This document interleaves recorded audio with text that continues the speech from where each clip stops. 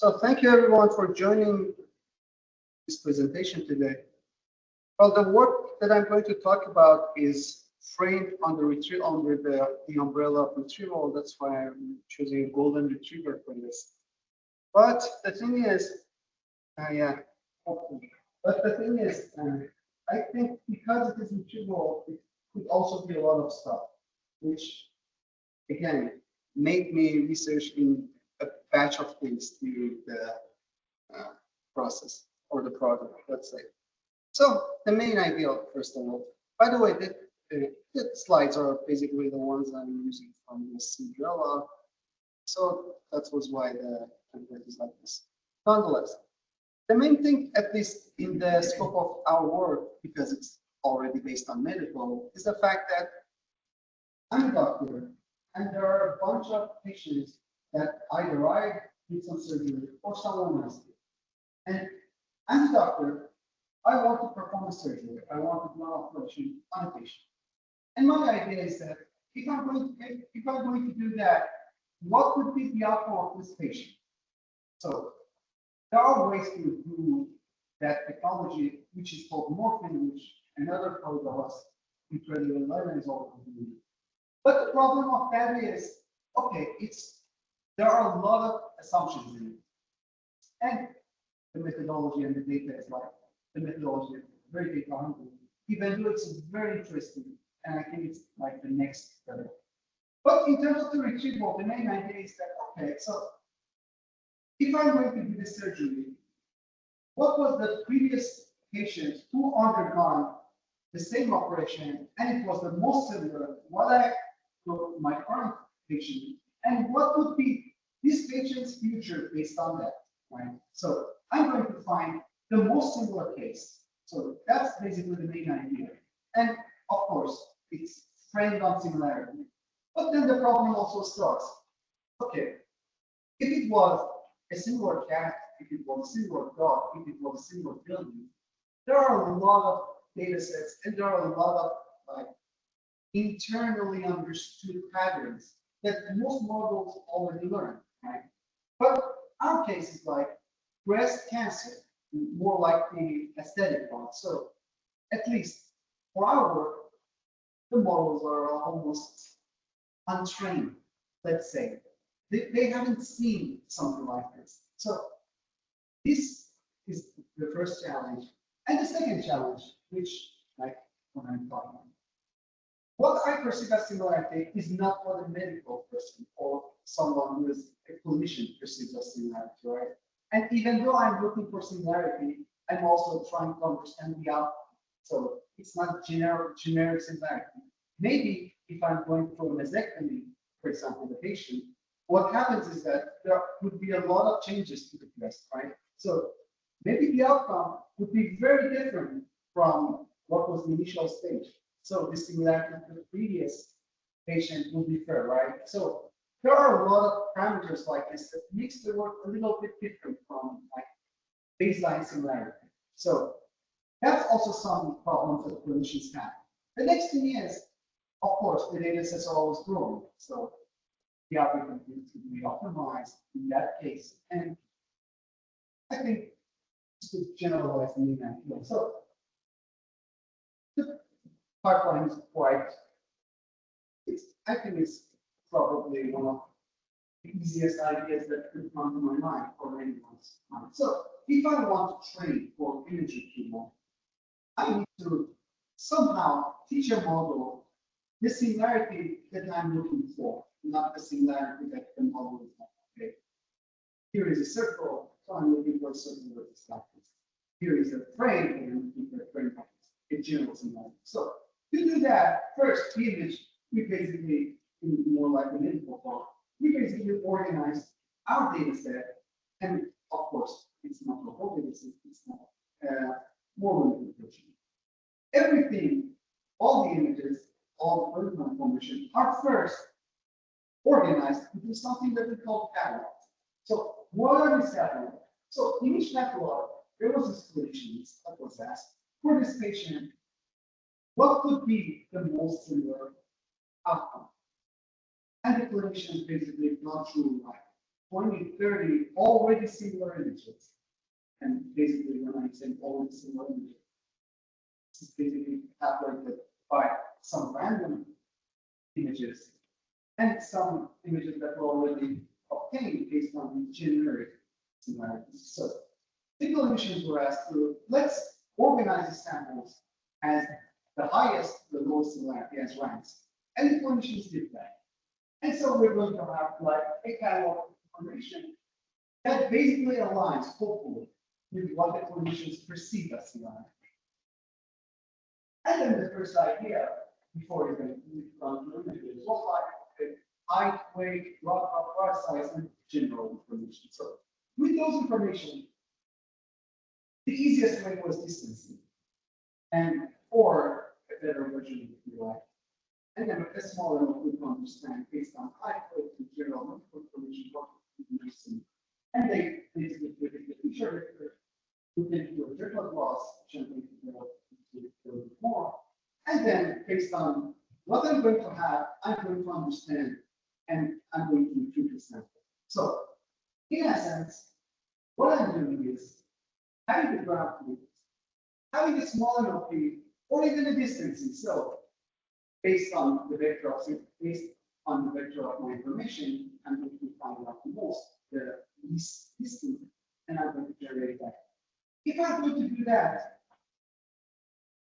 the algorithm would not be good. Why? The first scenario, clinical information. The thing is, the clinical information lacks understanding of the images, as we were talking about. So even though I will train won't work. And I basically put this information because later, like these exact images, we're going to evaluate and see how it went. The next idea, let's use the whole images, not just the same pipeline. Here, I'm going to also talk about the triplet loss. So if I'm going to teach similarity, there are multiple ways evaluating the distribution of the models generating, for example, and try to improve or make the distributions more similar or more aligned. This is one way. The other way, which is like a simpler way, and I could say more naive, because later we're going to talk about. But an easy way to organize similarity, which I think all of you know, is like if I'm having a query, if I'm having an image and two other images, one of these two other images would be more similar to my query, right? Which we call positive, and the other one is basically negative. So what we're going to do is like penalize the model if it doesn't understand this. So for all these catalogs, we are organizing this triplets, evaluate and update the model with triplet loss, and hopefully the model understands. We did that, and voila, the model understands. For example, in the first investigation, when we only use the clinical information, the shallow loop, the thing that happens is like, I'm also going to talk about it.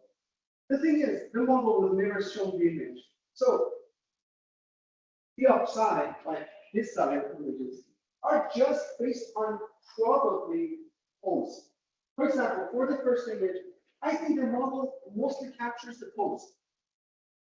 For the next one, even though the pose is not definitely the same, and even though there is this mark, the bruise, still the model understands the place that it should concentrate, like the breast, not the general. In another sample, the first part, for example, the model captures, again, I think the general pose. But when we fine tune the model with like the triplet based on the images, what happens is that the model gets to understand, okay, there's only a specific place that I want to see, and I want to understand the similarity. So it seems more aligned. But then again, the results were just for one model. There are a lot of, basically, these days we have a lot of foundation models, and the problem that we want to ask and we want to understand is that each foundation model is already trained on a bunch of information. And those information might not be as rich as we want it to be for the samples or the kind of like training that we want to use, right? So our data set might be too different. So for that to understand, we basically utilize a lot of, let's say we already compared a lot of models just to understand and just to think about if we are selecting a foundation model that is more similar to us. We did that. One of the models that we were like, there's also a more extended list, but nonetheless, I think this one makes more sense because we did this with like more than 20 baseline models. So, and these were like the ones that still need sense to us to show.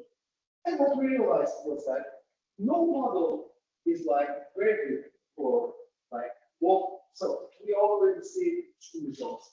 One of the results is for the catalog, which the operation gives us a very good result, and one of them is for the one that the operation gives us bad results. That's why you're going to see both two numbers, pair numbers. What we're going to realize is that the train is already way better than the test. So from what we understood here is that the model understands something, but the difference between train and test is a little bit too much. Is it an overfit or are we doing something wrong? The second thing that basically I have a little bit of question for us is that, okay, so there is no model that was absolutely good, you know. So what it means is that maybe there is something in the model, or maybe there is this idea that we can use multiple models, at least, to improve a little bit. So again, we basically did that on way more models that was slide that I was talking, and I don't think we need to really go through this. So, okay, so no one model is good. So the easiest idea, we assemble the ones that are good, right? Just way up to increase. We do that, we improve, of course. But there is also still a saturation. Of course, the test set increased the accuracy, but we still feel a little bit of a saturation point for our test set. So we started to think, okay, what don't we see in the model? What is there that we can't understand from the retrieval? And that started the idea of explainability. So we started on retrieval believing that, okay, the model should do as we wanted based on the loss, and it didn't. So we started saying, okay, what the model sees. We basically started by implementing some baseline explainable metrics. So I think a lot of you already know way better than me. And the thing that we really understand is that whenever the model is not understanding, or it's not predicting well, some of the catalogs I selected are very good, some of them are not good. But what we realize is that when the model doesn't retrieve a similar sample, what is most probably what happened is the model wasn't looking in the area that we want. I can basically talk about for example, especially when we're not training the model or some variation of model, especially CNNs. Sometimes they are looking too much on areas that we don't care, like the hair, like similarity of clock, or do they have a watch or not? And I think I put an image here that was basically showcasing that. If I can find it. Oh yeah, the first one. So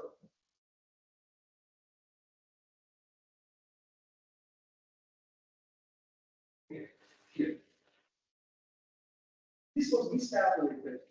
I think I thought more here, but the model was already repeating the clocks, not the area interest. So whenever the model is not included with explainability, we realize, okay, there is a couple of methods. Actually, there is this very interesting work that another friend of us, Bruno, already did, and he has his own explainable matrix using information following, and we already tested this work with that algorithm. It worked way better, but and basically we're doing is all is trying to submit it after this month, but because it's still a little bit too much because I'm not going to go into that. But of course, over the next level, we can show different things. But the thing is, at least we now know that it wasn't the model. Whenever there is something wrong, it is looking at the wrong place. Again, the easiest way to accommodate that. So again, we compare the external world techniques just to see and other stuff. So what can we do? Let's limit the work of the scope that the model sees. So if I don't want the model to see anything other than the area of interest for me, I just limit it, right? I just remove the other parts. And that brings me start another work on segmentation. So again, the work starts with retrieval as an idea, but it translates to more works. So on the segmentation, then our work was quite simple. So let's train a network, separates the area of interest for us. And then if the network learns, okay, then you can use it to filter the parts that we don't care and still do the retrieval and see how much we improve, right? And okay, the work again sparked its own way of thinking, and okay, the architecture is also ours, and it was like the easiest way of managing the components, but it wasn't like coming in the dream as we always like. The bad thing about this architecture was that there were a lot of ideas that were coupled, and some of them didn't work. And then it was a lot of filtering to make sure the things that work, the applications that work, and the ones that not. But the main idea. So SAM, a very famous segmentation model, already has a very good idea of everything. Segmentation. So if I'm having that, the problem with our work is that, again, that model never saw something that we are working with. So what we want is a SAM that exposed to this sort of data, which is what we're trying to do.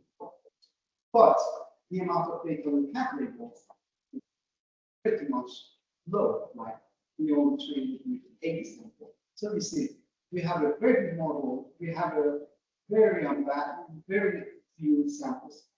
And another thing, in essence, SAM's decoder is like for instance segmentation, right? And what it means is that it gives you a lot of masks, and hopefully it will work. For us, we want a more persistent model. So what we did was that we completely removed the decoder of the SAM. So here's only the decoder. And the next thing was that, okay, because our data is not enough, what we're going to do is that say, okay, there are already works on improving the signals that we're exposing to the model. All of the signals could be depth. So that was like a decent guess. We put the depth as something as a, like, let's say, auxiliary information for the model. And to be honest, it worked way better than we thought. And so just think about it. This is information, a signal that depth provides for the model. Not bad of a segmentation, right? The depth almost does segmentation for us, right? Of course, it's not the same for all samples, but it seems okay. So it's part an entirely different way of working for, let's say, us in terms of the identifying the parts that we want to keep them later and do the retrieval. We get quite a good accuracy even though our sample weren't as much. And okay, we also have a lot of model. We basically compared a lot of models, and we basically evaluated let's say, the capabilities with different models. It seemed like our results are okay, at least for the samples that we have. And okay, some evaluations about okay, what does depth really do? What does the okay, we also did some ideas on convexity, because as you know, the areas regarding the breast and people, they are like enclosed areas. So if we already knew that, maybe we could put it as, again, some penalization for the model. Of course, it reduces the accuracy, that's 100% guaranteed, because when you do the accuracy, we're always going to aim for better softmax, but this is another constraint. So it slightly reduces the model, but it makes the model more confident because it's additional information. And this is eventually how depth equals the model. So it basically doesn't do it in class. And this is how the complexity do it. It makes the model more complex. Like, okay, we already know how it should be. So if you're going to give me something like this, it's wrong, right? So complexity helps. Of course, it doesn't do anything for us. But okay, the segmentation is already done. Oops, sorry. Okay. By the way, if you have any questions, of course, you can ask in the meantime and also in the end. I'll make this easy for you. But so we already have our segmentation model. So we already have ensemble, we already have segmentation. Could it help finally to get a better, to retrieve better samples or more clinically aligned samples? It did, not as much as we wanted. So we started retrieving based on segmented parts. And what we realized was that the model now tries to not just focus on the similarity of the inner parts, but pretty much really focused on the boundary. So if the form of the breast is like a little bit different compared to like the patient that would be ideal, even though the inner parts might be similar. Unfortunately, the model fixes too much. Yes. We saw that, and then we said, okay, so we already have the segmentation. Based on the segmentation, we can basically create the bounding box. We already know where it is, how much it is. So we created bounding box, and we tested the bounding box idea. So as you can see, one side is the segmentation, and the other side is the bounding box. And as you can see, for the segmentation, the bounding box works better. Why? Because this time, not very better, but still better. Because this time the model does not necessarily focus on how the segmentation really removes parts and the ulterior form. So it seems a little bit better in terms of the accuracy. And essentially, what we got in the end so far was something like this. So we have the original image, now we have a segmentation module, and we also have the bounding box based on it. So we feed that to several the good foundational models that we had. Now we assemble the results and we do the retrieval of that. And we also have an explainable way of seeing what happened, right?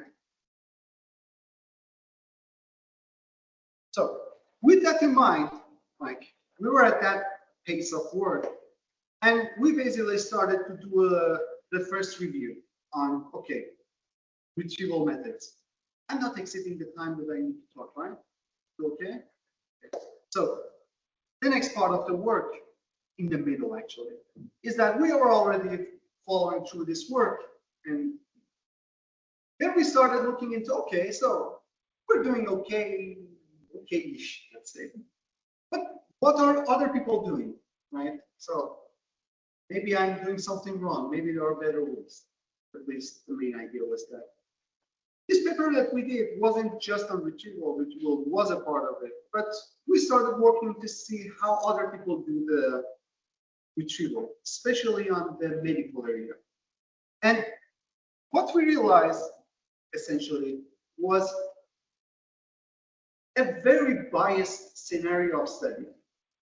There are people who are working like very hard on generative models, And there are people who are still working in foundation models like, okay, I get a baseline model, I do some stuff, I do a fine tuning, and get my output. And I'm going to get the generative of what it is and how it is, what is it, how is it different. So it really was very interesting for me, but I also see a little bit of bias during this year. So there are some people who are doing very different than what I do, and there are people that are doing almost exactly the same.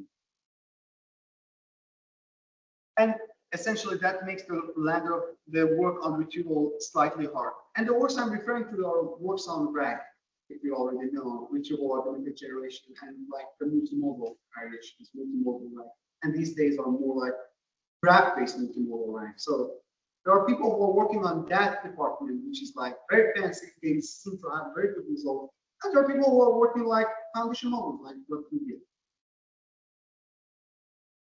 Because we were saying, okay, so we already figured out to some extent how are things working in foundational models. So let's actually see how things are working on generative AI, right? How those people take care of their work. So we started doing that, and let's say work on, okay, surgery planning and how things are treating.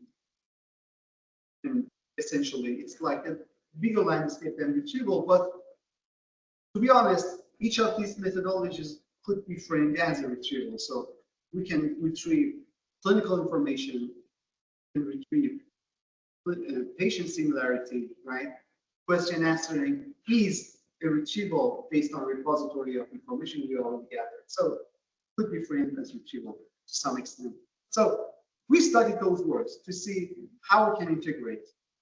And well, it sparked the line of work that I'm doing right now, which is like a little bit more towards self-supervised, hopefully. So that's how people are already doing it. And I think it's an ongoing work. So I'm not going to like take a lot of your time on that.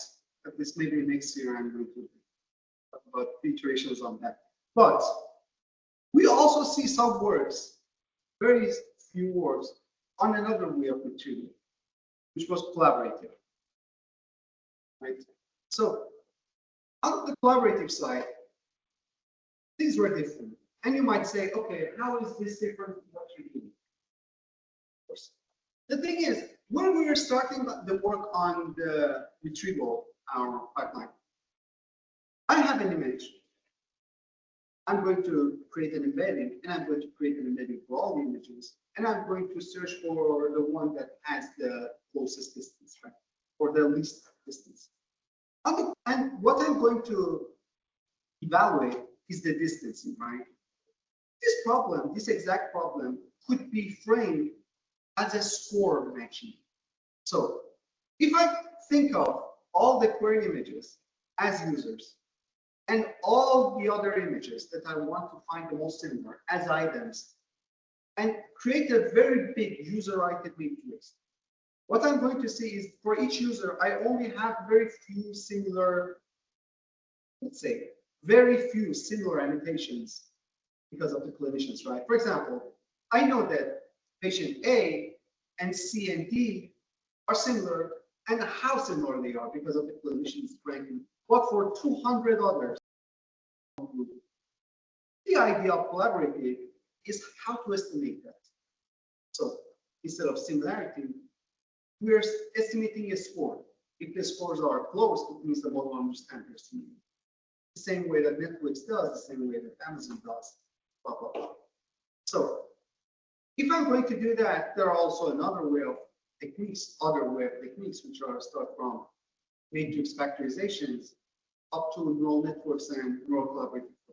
So we already started to work on this.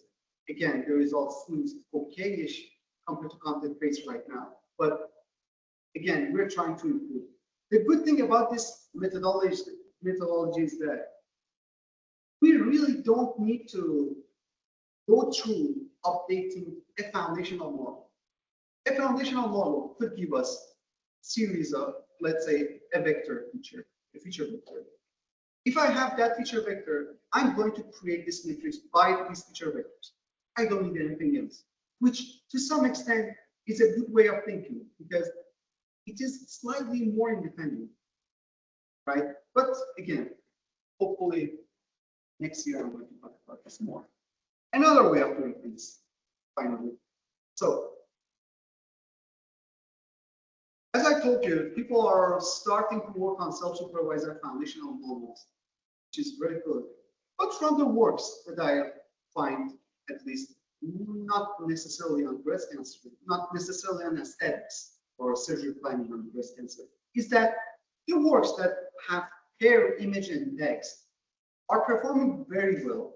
And one of the things that people already figured out on at least these works is the fact that text is a very abstract form of image because one word could mean more than images. Of course, one image must mean more. But the thing is, if you get a decent amount of paired white samples of image text, what seems to be is that the text would be a very good way to start retrieving and start identifying similarity. For us, it's very interesting. Why? Because if I'm thinking about, if I'm a clinician, I understand a phenomenon called ptosis, which means that, for example, the breast forming a little downside in a, for example, lower levels of ptosis, but it has a distortion compared to what it should be after the surgery, before the surgery, based on the age and blah, blah, blah. But ptosis is very easy to define in one sentence, right?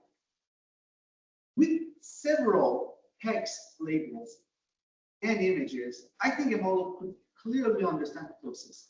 And if a model understands ptosis because of the text, it would be very easy to improve, to detect it like instantly, right? So this is something that we're starting to work on.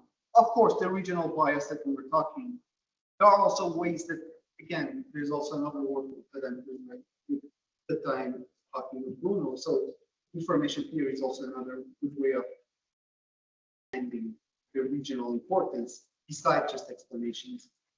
And I think the last sentence I can pick something up. So because this area of work is very different compared to what every foundation law already sees because of privacy importance GDPR, I think the problem that I'm trying to figure out from all of this is generalizing model performance. So I want, with very few samples, each model something that model, most of the models have never seen. So this is essentially what we're trying to teach a model and what we're trying to get. And retrieval is like some means to do it. And I think it's that. I hope I didn't go into too much detail, or I don't know, the other way around. But now feel free to ask if there is anything I can help you with. I'm all yours.